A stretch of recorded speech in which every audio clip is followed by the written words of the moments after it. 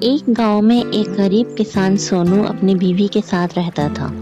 سونو دن بھر کھیتوں میں محنت کرتا لیکن فصل کم ہوتی۔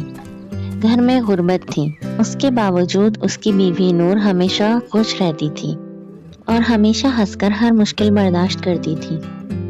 گاؤں کے بیچ ایک بڑی حویلی تھی جہاں ملکہ بیگم نام کی ایک امیر مالکن رہتی تھی۔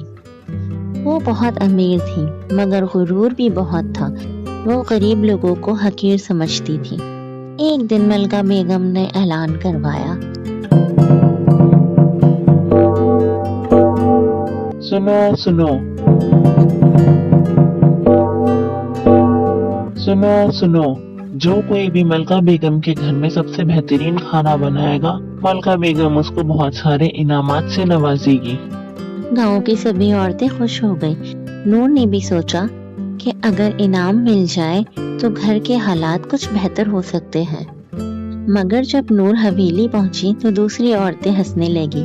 دیکھو دیکھو، یہ پھٹے کپڑوں والی اچھا کھانا بنائے گی۔ مقابلہ شروع ہوا۔ کسی نے قورمہ بنایا تو کسی نے بریانی۔ سبھی عورتوں نے مہنگے مہنگے مسالے استعمال کیے۔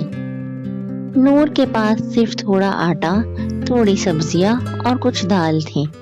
ملکہ بیگم ہنس کر بولی، دیکھو دیکھو، یہ غریب عورت شاید نوکروں کا کھانا بنائے گی۔ سب لوگ وہاں موجود ہنسنے لگے۔ نور نے آہستہ سے کہا، کھانے کا ذائقہ دولت سے نہیں بلکہ نیت سے بنتا ہے۔ سب نے اس کا مذاق اڑایا۔ کچھ دیر بعد کھانا پیش ہوا۔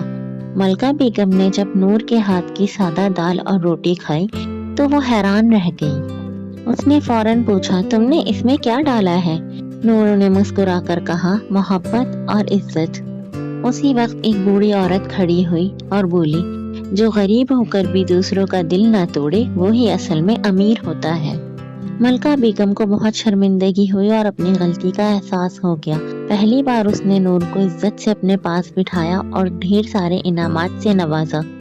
اس دن کے بعد ملکہ بیگم بدل گئی۔ وہ غریبوں کی مدد کرنے لگی اور نور پورے گاؤں میں عزت کی نگاہ سے دیکھے جانے لگی۔ اور انعامات ملنے کی وجہ سے سونو اور اس کی بیگم نور کے حالات بھی اچھے ہو گئے۔